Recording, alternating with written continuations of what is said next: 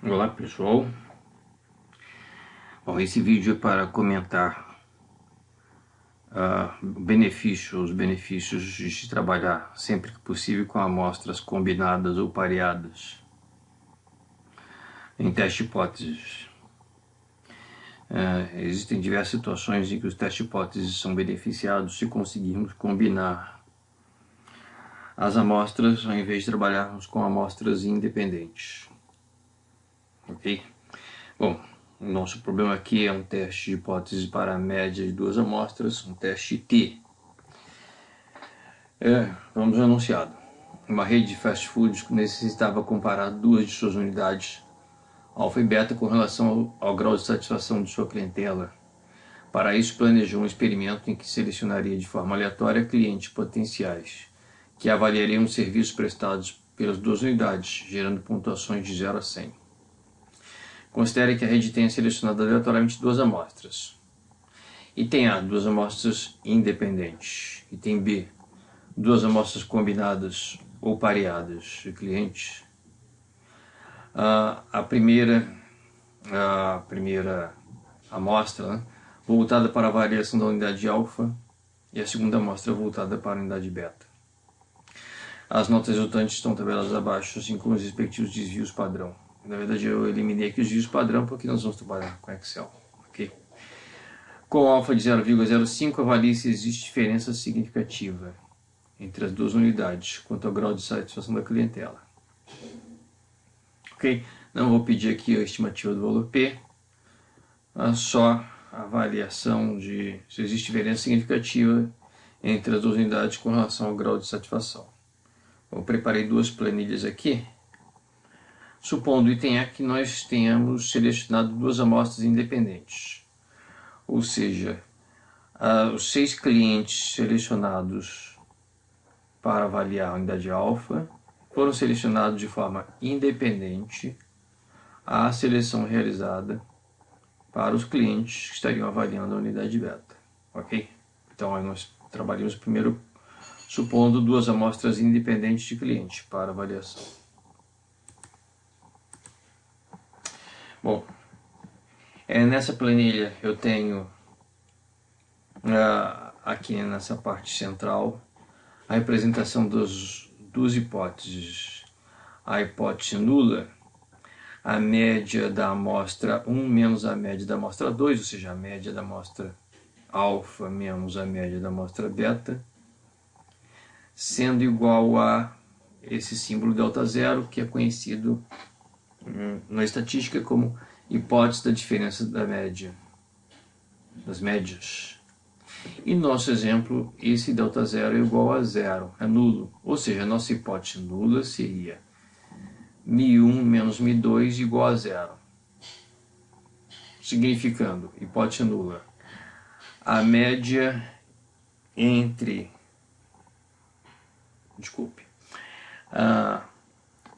a diferença entre a média das notas da unidade alfa e a média das notas da unidade beta, essa diferença é nula, o que significaria grau de satisfação similar entre as duas unidades. Hipótese alternativa, essa diferença é nula, não, é diferente de zero. Né? Então a hipótese alternativa significando que existe alguma diferença. Okay? O nosso teste hipótese não está apontando previamente que alguma das duas unidades pareça, a princípio, ter um desempenho melhor. Ok? Por isso, então, o nosso teste hipótese é um teste bicaudal. Ok?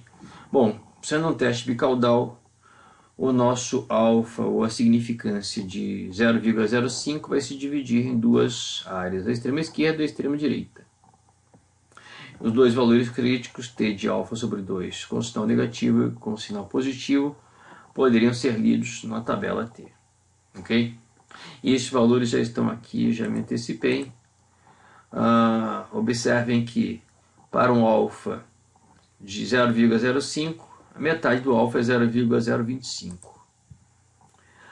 Para um teste T, para a média de duas amostras independentes, o número de graus de liberdade é o tamanho da amostra 1 mais o tamanho da amostra 2, menos 2. No nosso caso, as duas amostras têm o mesmo tamanho, 6. Então, 6 mais 6, 12, menos 2, 10. Então, o número de graus de liberdade é 10. Se nós procurarmos a coluna da tabela T, que tem a área à direita, igual a 0,025, e a linha onde o número de graus de liberdade é igual a 10, tem aqui o fragmento da tabela T, então a coluna com alfa sobre 2, a área direita 0,025, e a linha com graus de liberdade igual a 10, nós encontramos o valor 2,2281. Isso significa que o valor crítico inferior, menos 2,2281, é esse aqui, e o valor crítico superior, mais 2,2281. Bom, precisamos então agora calcular a estatística T para verificar se ela cai na região de H0 ou em alguma das duas regiões de H1. Eu tenho aqui o que seria a fórmula para o cálculo da estatística T, quando temos a teste T para duas amostras independentes. O que temos que avaliar é a média da amostra 1, no nosso caso a amostra alfa, a média da amostra 2, a amostra beta, a unidade beta. Nós poderíamos inverter, fazer beta menos alfa, ok? De qualquer forma, se nós colocarmos como hipótese nula, por exemplo, mid alfa menos mid beta, a estatística T vai ter que ter aqui a média amostral de alfa menos a média amostral de beta, ok? Então, o cálculo da estatística T tem que ter uma coerência com relação às hipóteses elaboradas. Então, vamos supor, a princípio, que a nossa hipótese nula tenha sido mid alfa menos mid beta igual a zero. Hipótese alternativa, mid alfa menos mid beta diferente de zero. Então, a nossa estatística T vai ter no numerador a diferença média amostral de alfa menos média amostral de beta. Já me antecipei aqui, coloquei os valores de alfa e beta. Então, eu vou calcular a média amostral de alfa.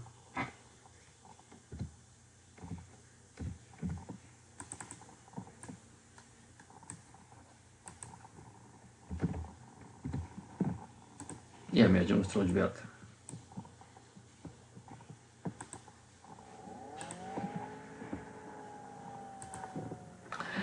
Essa diferença, 70,8 para 62,5, pode não ser significativa, para isso que realizamos o teste hipótese. Bom, a diferença aqui entre x barra de alfa e x barra de beta, essa diferença vai ser confrontada com a nossa hipótese de que não haja diferença nenhuma, ou seja, o delta zero, que é igual a zero. A nossa hipótese nula de que essa diferença na população é nula, ou entre as duas populações é nula. Então o numerador nosso vai ser a diferença x barra de alfa menos x barra de beta, essa diferença diminuída de zero. Mi1 menos Mi2, de acordo com a nossa hipótese nula, Mi1 menos Mi2 é igual a zero.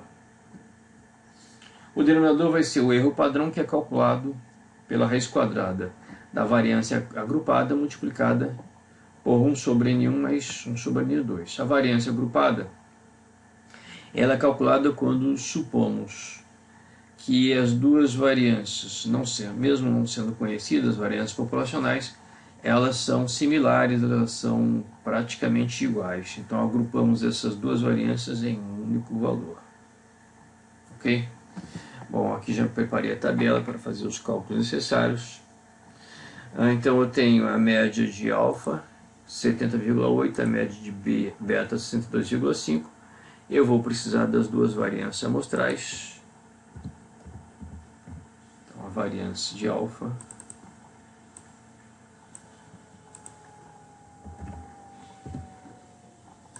e a variância de beta.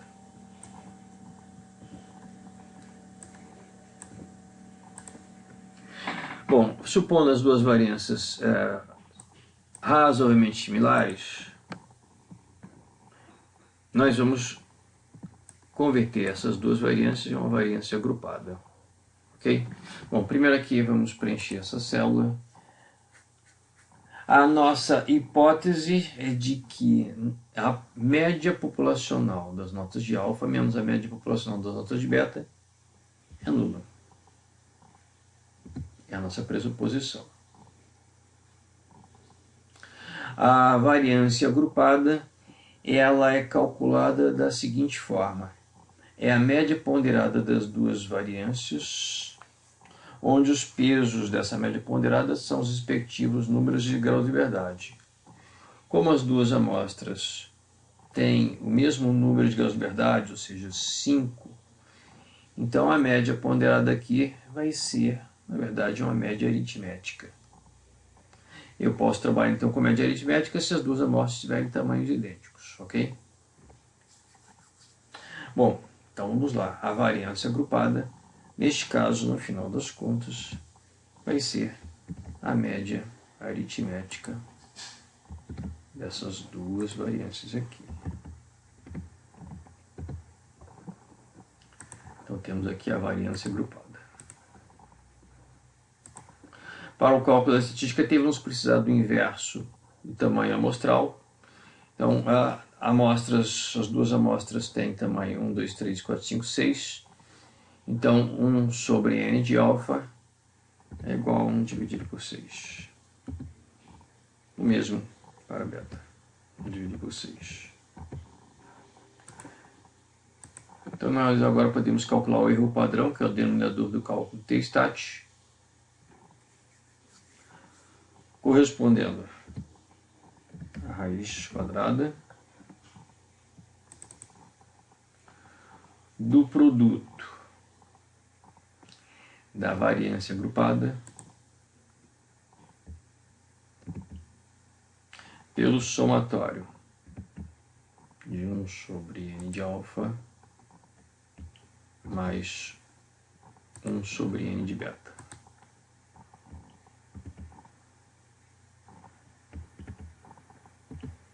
Então temos o erro padrão igual a 10,01. Ok? Bom, então vamos agora dividir o numerador pelo erro padrão para o cálculo da estatística t. Então a estatística t vai corresponder a x barra alfa menos x barra beta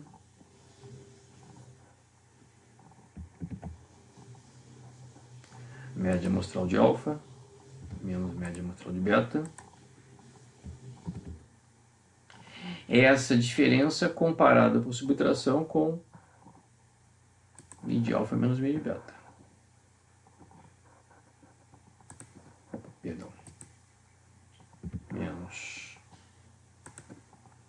mi de alfa menos mi de beta. Sendo que essa diferença, essa distância, vai ser dividida pelo erro padrão.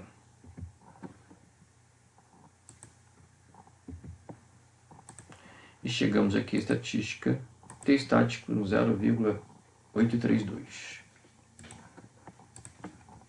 Bom, essa estatística t, ela cai na região de H0. Ela não ultrapassa nem o valor crítico inferior, menos 2,2281, nem o valor crítico superior, mais 2,2281. Então, ao realizarmos esse teste trabalhando com duas amostras independentes, não rejeitamos a hipótese nula. Ou seja, chegamos à conclusão, com alfa de 0,05, de que não existe diferença significativa entre as duas unidades, com relação ao grau de satisfação. Ok? Então, a diferença entre essas duas médias, 70,8 para a unidade de alfa e 62,5 para a unidade beta, essa diferença não é significativa do seu ponto de vista da estatística. Ok? Bom, eu vou continuar o problema num segundo vídeo, trabalhando com amostras pareadas. Ok? Um abraço.